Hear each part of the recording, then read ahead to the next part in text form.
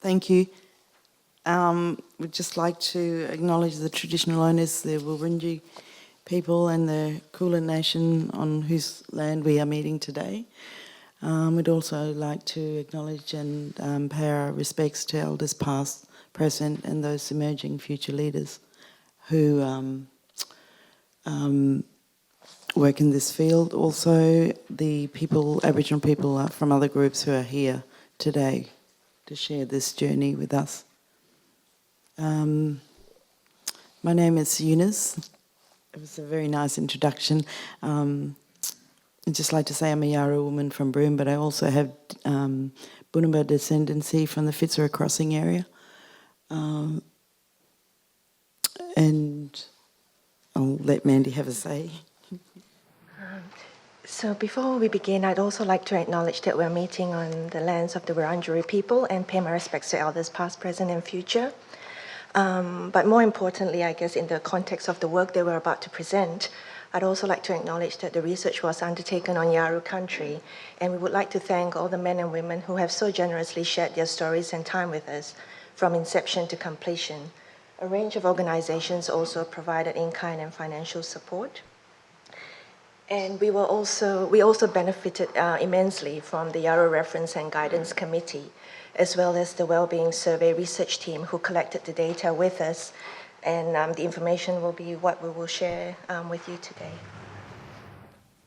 Thank you. So the opening slide is a quote by my brother, Peter Yu, who's currently the CEO of Nyambaburu Yawuru, which is the operational arm of the Yawuru group in Broome and the surrounding areas. So I guess the driving motivation was back in 2010 when we had our Indigenous land use agreement signed with the state government and the Shire of Broome, and presented a lot of accountabilities and responsibilities that the Yawuru people had to meet in relation to the investment that was coming in as a result of the agreements. So at this point in time, we needed to work out, well, where do we get the data from in regards to information about how many Yawuru people are out there. As you know, existing data didn't actually break down to local language groups. So in 2011, my employment was contracted to run a project for the demographic survey, the Yawuru Knowing Our Community demographic survey. So we conducted that like 3 months out before the national census, and actually got quite accurate numbers in relation to the number of Yawuru people, but also other Aboriginal people living in Broome. We needed to establish I guess a baseline of information in relation to what native title was going to bring to us and what benefits the Yawuru people or the community would be able to, I guess, demonstrate as a result of this investment and change in the landscape that we're about to embark on. So I guess what Peter was saying then is that we wanted to establish that for ourselves, and we've begun that journey. So that was, 2011. So further to that, we wanted to show that what was important to Yawuru people would actually be able to be demonstrated across not only our own community, but across the nation. So essentially, I guess the essence of what Peter was talking about here is usefully captured, I think, or the tension between the frameworks and Yawuru notions of well-being is usefully captured in this idea of the recognition space. And Tahu and Maggie offers 5 recognition principles to ensure that data will be functional for Indigenous peoples. And these are the principles that we reflected in the project, as evident in this slide. So Yawuru's own agenda to measure well-being according to their worldviews, and a PhD proposal on my part at that time to develop culturally relevant measures of well-being provided a common ground to work together. We worked primarily with Yawuru to recognize that Yawuru are distinct people and a population living in Broome in a remote region and native title holders. we start with this understanding of Mabulian, Yawuru's understanding of well-being, rather than use, I guess, more orthodox understandings of well-being like happiness or life satisfaction to begin the discussion. The formation of the reference and guidance committee and the process of the indicators, that how we ground them from stories from communities, are some of the ways that we've embedded Yawuru voices throughout the entire process. So just part of our journey has sort of been to explore other work that was done earlier, and on this slide now you can see that this represents like the inner spirit model, and this was developed by the late Uncle Joe Rowe, who was working with the mental health organisation in Broome, but he was also involved in Pinakara Counselling Service, which was the service that provided counselling to mainly Aboriginal men who were in prison in Broome. So he talked about like other ways of knowing, like, you know, Aboriginal people have a centre of like our emotions and our being, and that is what is fundamental to the way that we relate to either the country or other people. Okay, so Mabu Lian, in Yawuru language, Mabu is good and Lian means feeling, literally, but I guess we've moved to sort of have different interpretations, and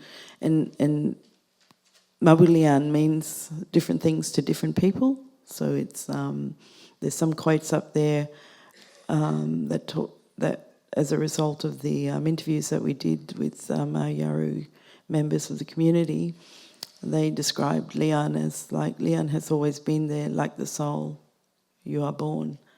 You know, the third one up there, absolutely, Lian has to do with the good life. Doesn't matter where we are, and it doesn't matter even in the non-Indigenous context. If we are talking to people, if our Lian is not good, or if we don't feel right, we explain that. So, you know, to the other extreme, there can be bad Lian as well, but we generally speak as I guess as a descriptor of like how we're feeling at the time, or how our relationship is going at the time, whether that's good or bad. This one. And so it's, in essence, these were some of the stages that we went through. We started with interviews or semi-structured interviews with Yawuru women and men, young and old, living away from country and on country. And through that, we developed 100 over indicators of what might represent well-being for Yawuru. And through that, that was then workshopped through focus group exercises over 2 sessions with men and women to pick and identify indicators that they felt were important to them. These indicators were then used as the foundation of the Yawuru Wellbeing Survey, which was then collected in May and June 2015. So the process of how we grounded the voices or the indicators, so for example, if you see above, we have the interview excerpt from a Yawuru man who said, if you're successful in catching fish, you share with your family and friends, give both sides. So the potential indicator that came from that was sharing your catch or kill with family and friends, and receiving as well. And this was then picked by Yawuru women and men in the focus groups, which then made its way into the Yawuru Wellbeing Framework. The indicators were then formed the basis of the survey questions. So as we can see in the last column, in the last month, did you share fish catch or bushfood with family and friends? Did you receive? So these were some of the ways that we grounded the indicators from voices from Yawuru men and women. So part of our journey doing the project, we engaged a research team of 10 Yawuru women mainly over the period of time to undertake the survey with the community. We had the support from Bankwest Curtin Economics Centre through a grant to actually train the local research team to purchase like 10 tablets and to actually pay the young Yawuru people some wages over the period of four and a couple of weeks after to do a big catch up. But we mainly concentrated on the people in town. We were aware that there's Yawuru people living elsewhere out of town, all over Australia, but we just didn't have the time to sort of research, extend that research across that further scope.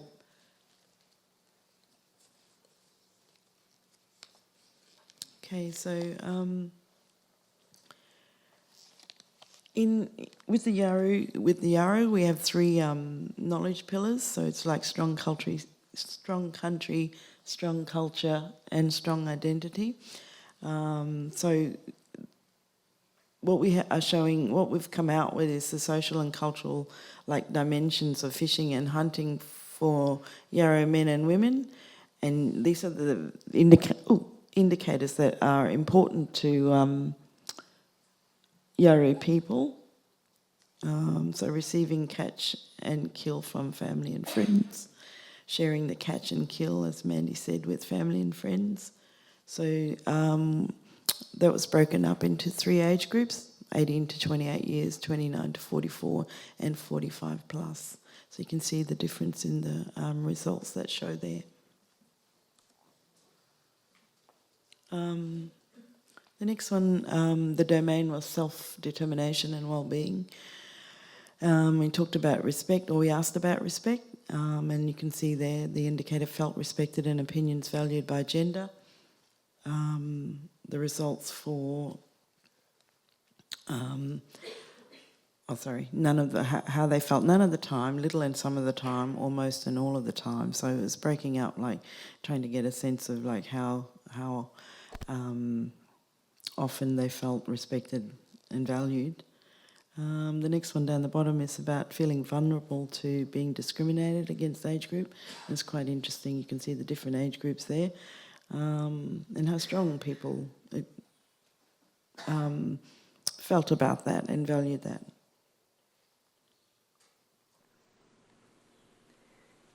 I guess there were sort of two major implications coming out of this research. One, from a research perspective, or for policymakers. And I think as a non-Indigenous researcher working with Yawuru, I often like to tell this story because you can sort of read the key points there. But one of our Yawuru Reference Committee member who was participating in the survey as well, he was answering the question with his wife. And because it is quite a long survey, we have 100 over questions on there, and so it takes about an hour and a bit. And he did it in half an hour because they wanted to race between the husband and the wife. And the wife said, well, how did you get it? How did you do it so quickly? It took me an hour and a half. And because he was part of the reference committee, he said, well, I helped design the survey. I designed it, so I knew what I was going to say. And so from my perspective as a researcher at that time, sitting there and hearing that from him, that was the tick I needed to know that the research had integrity, and it did, it reflected his values and what his thoughts were. So I guess what it means for us is we have had this research and now this future pathway grounded, as Mandy said, in Yawuru values all the way through, and we own that, and we are going to do future design on that basis. We're involving the community all the way through.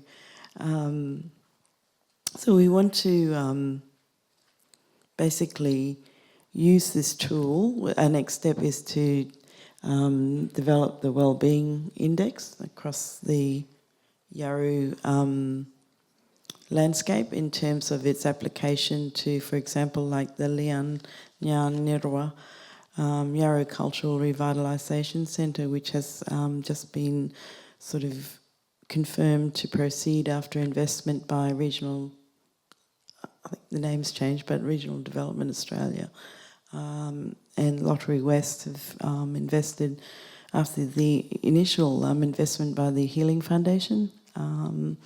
to establish the Cultural Revitalisation Centre. So we want to be able to sort of use, I guess, the framework, measurement framework, and the develop this index to complement what we are doing, say, in the Lian Yan Centre, but also more broadly on a community level in relation to the urban renewal scheme that's happening across community of Broome.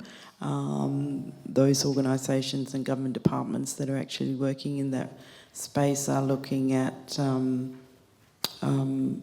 the Yawuru Wellbeing report and the framework in relation to how it can inform what developments they make in terms of that renewal scheme. And there's other projects within Broome that are being that are using this framework as a reference source, particularly the Shire of Broome and like other government departments. Thank you. That's it.